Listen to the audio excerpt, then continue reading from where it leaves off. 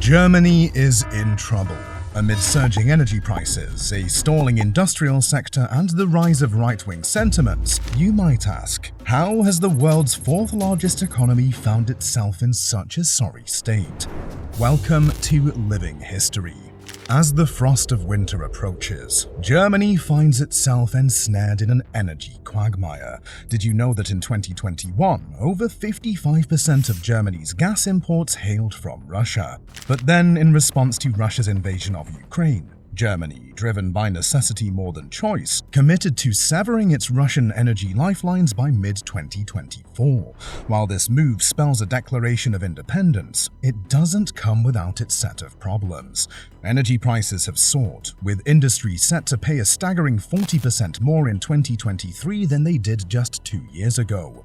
This isn't just pinching pockets. It equates to a potential loss of a whopping 25 billion euros in investments across Germany. So what's the game plan? Germany is diversifying and undergoing an energy transition, or Energiewende. It's tapping into liquefied natural gas and, controversially, reactivating lignite-fired power plants. Ambitious targets have also been set, aiming for a whopping 80% of electricity generation coming from renewable energy sources by 2030. But is it all wind and sunshine? Can they truly achieve this without the nuclear option? Well, you might recall Olaf Scholz dubbing nuclear energy a dead horse. Yet the narrative has seen a twist. Parties like the CDU, CSU, FDP, and AfD are advocating a nuclear renaissance. It makes one ponder, didn't Germany just shut down its last nuclear reactors? Well, yes, they did. But this shutdown came after heated debates, with a begrudging extension granted to 3 nuclear plants, highlighting just how important nuclear energy remains despite the Greens' anti-nuclear stance. The nuclear option, it seems, is far from being off the table. This is particularly the case after the destruction of the Nord Stream 2 pipeline made obtaining the gas quantities from Russia in the future all but impossible. Who blew up the Nord Stream 2 pipeline, of course, remains a mystery, but what is certain is that the US and Qatar have gained a valuable new customer for their LNG exports. Makes you wonder, doesn't it? In the meantime, as Germany grapples with its energy concerns, Turkey has also swiftly risen to prominence, claiming the title of Europe's largest coal power producer by June 2023. They aren't merely resting on this achievement either. They're exploring hydrogen energy and further strengthening their deep-rooted trade ties with Germany, which reached a staggering 51.6 billion euros in 2022. Given these significant links, could Turkey be a crucial piece of Germany's energy puzzle? If so, Germany needs to get a grip, fast. Projections suggest that its economy might trail behind the European average in 2023. Businesses are feeling the pinch, with energy costs soaring beyond 700 euros per megawatt hour. Such economic tremors have wider implications, not only for Germany but also for Europe. Drawing the threads together, one looming question emerges. Where did the twists and turns begin for Germany?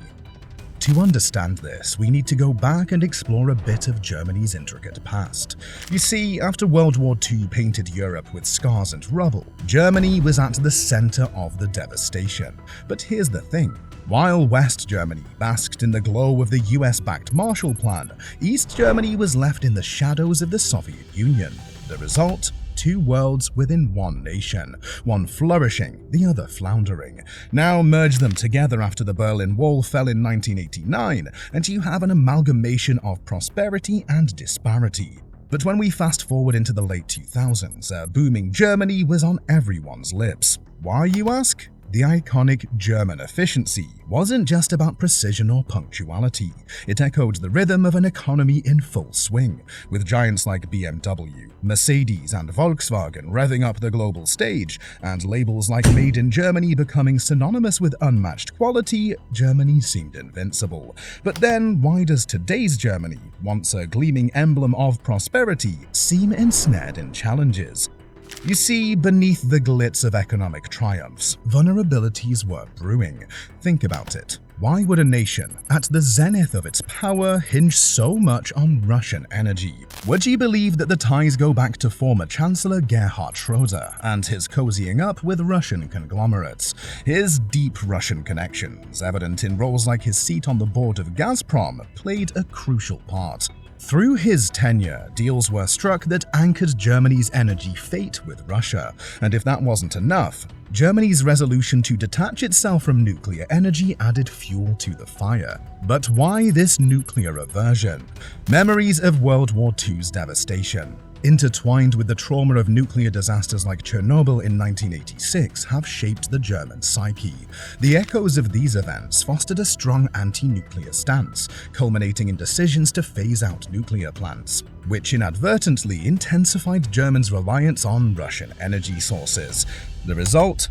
Today, with the war in Ukraine intensifying energy challenges, we see Germany grappling with an energy crisis. The after effects of Russia's Ukraine invasion sent European energy prices soaring, and even though they've somewhat stabilized now, settling to 44% below their peak, the damage for many industries is done.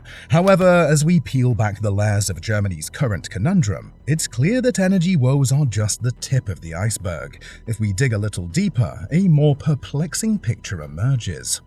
Germany, a titan of technological prowess, currently languishes at the bottom rung of the OECD's Digital Government Index. Can you fathom that? In a world racing towards digital futures, how has Germany, a titan of industry, ended up on the digital dirt tracks? And while the glitzy cities beam with high-speed internet, venture a little beyond and it's almost like stepping into a time warp.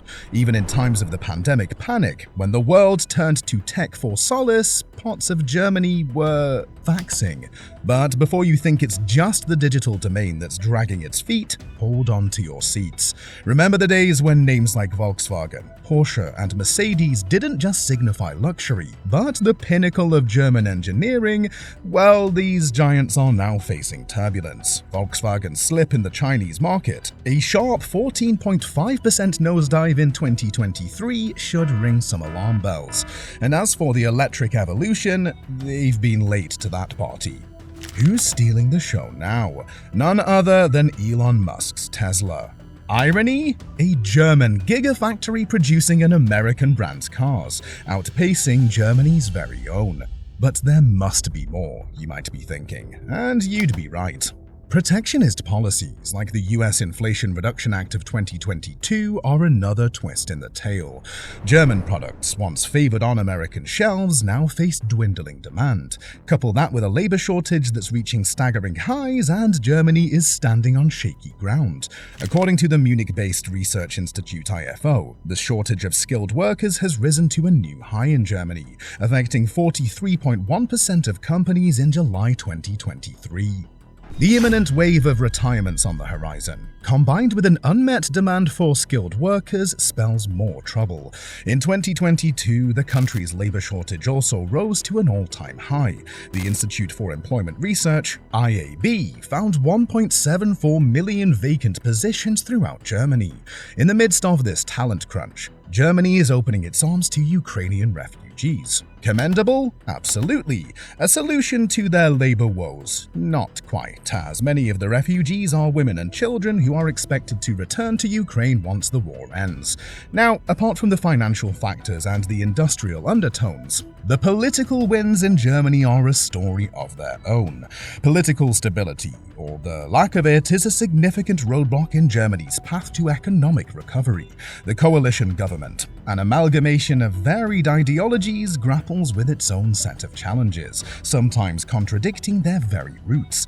Just like the Green Party's unexpected backing of the extension for 2 nuclear power plants, despite their historical anti-nuclear stance. Desperation, perhaps. And then there's an undercurrent that's hard to ignore. The rise of the far-right Alternative für Deutschland, AfD. But where did this sentiment stem from? Peel back to the days of East Germany's collapse and you'll find fragments of discontent. These feelings intensified during refugee surges, particularly from Syria under Angela Merkel and now Ukraine following the Russian invasion, with the recent national polls placing the Eurosceptic AfD in second place, averaging around 21 to 22%. They're a force that can't be ignored. So what does all of this mean for Germany and Europe? If Germany, the stalwart of the EU, falters, does it spell doom for the Union? While it may sound dramatic, it's not entirely off the mark. A vulnerable Germany might just be the chink in the armor that Eurosceptics have been waiting for, as Europe isn't without its own set of challenges. To explore further the complexities of Europe's trajectory and what's at stake, check out our recent video, exploring how Europe is broken. See you there.